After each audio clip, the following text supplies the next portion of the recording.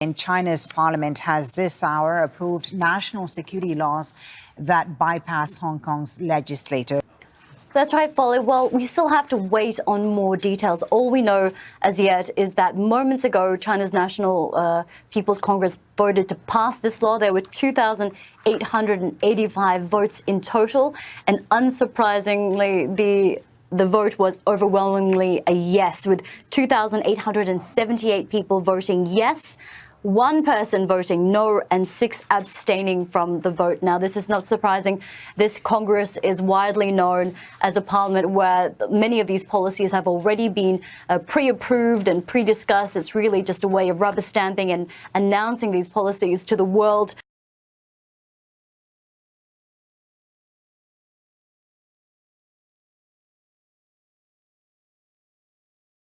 Sweden has pursued a no-lockdown strategy during the pandemic in a bid to keep its economy going, but it's paid a heavy price all the same, at one point registering the highest COVID mortality rate in Europe. The country's former chief epidemiologist, who supported no lockdown at first, now says Sweden should have imposed greater restrictions to save the lives of the vulnerable. Sweden has registered over 4,000 lives lost to COVID-19. Per million, the death rate is higher than in neighbouring countries. In the week starting May 12th, Sweden recorded the highest number of deaths per capita in Europe. Meanwhile, weekly testing shows that only 7.3% of the population in the country's capital have antibodies against the virus. The Swedish government appears unconcerned, though, saying its strategy is a long-term one.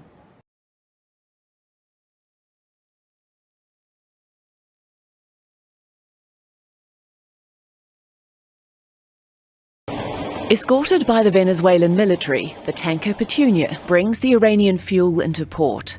Precious petrol for Venezuela, even though it sits upon the world's largest proven crude oil reserves. And coinciding with the arrival of the badly needed supplies, a change in policy from the government. The gasoline that we've brought from abroad, from Iran and from other countries, we've paid for it with dollars. Many people tell me, and I agree, that we must charge for the gasoline.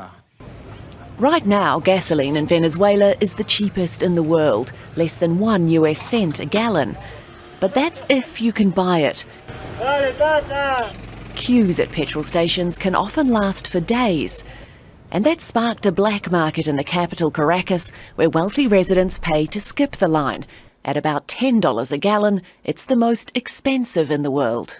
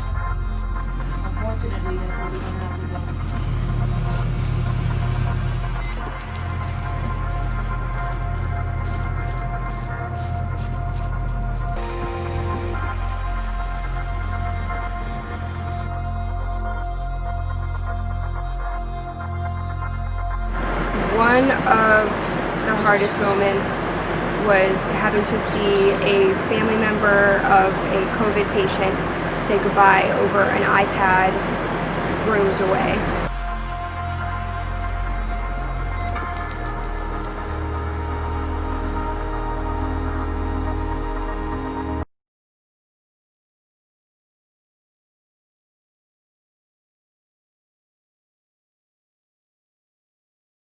Public Investment has tabled a proposal to help bail out Eskom. COSATU had previously mooted using 250 billion rand in PIC funds to pay some of the utilities' burgeoning debt. PIC chairperson Rule Khoza says they haven't received any formal communication from COSATU, but he believes there is a way to help Eskom.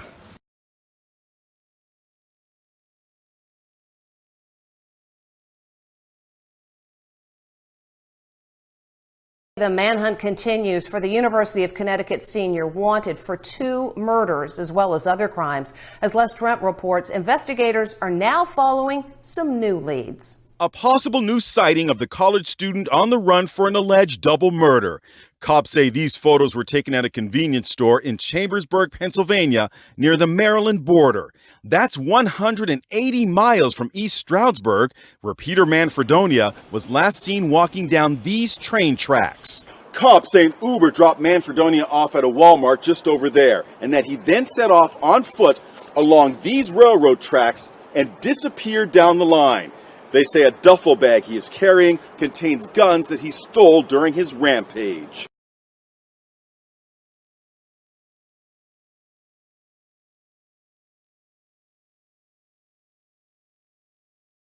President of the United States uses Twitter as his vehicle for talking to the public, but he's now threatening to regulate or even shut down Twitter after the company started fact-checking the president's tweets. The president, Mr. Trump, continues to utilize the social media platform. This is where he has some 80 million followers. That makes him, by the way, about the 9th biggest user in the world. His arguments are, like always, very fervent and very passionate. Now, President Trump has used Twitter since day one to get his unedited thoughts and sometimes even announce domestic and foreign policy directly to the public. As you mentioned, 80.3 million followers. He's one of the most influential and engaged accounts on social media. So on Tuesday, Twitter marked 2 of the tweets from President Trump about the potential fraud involved with the expansion of mail-in ballots in California as misleading, and by attaching a link directly under the president's tweet with the label of an exclamation point and a link to say, to get the facts about mail-in ballots.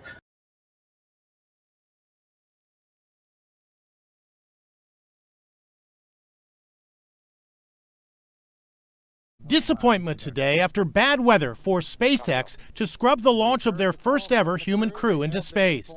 We are not going to launch today. You are go for 5.100 launch scrub. Hours earlier, astronauts Bob Behnken and Doug Hurley prepared for takeoff and were strapped in and ready to go. During today's attempted launch, the astronauts wore sleek new spacesuits, replacing the bulky gear we're so familiar with. The new pressurized suits were designed by, of all people, Hollywood costume designer Jose Fernandez, who created the superhero costumes for Wonder Woman and Batman.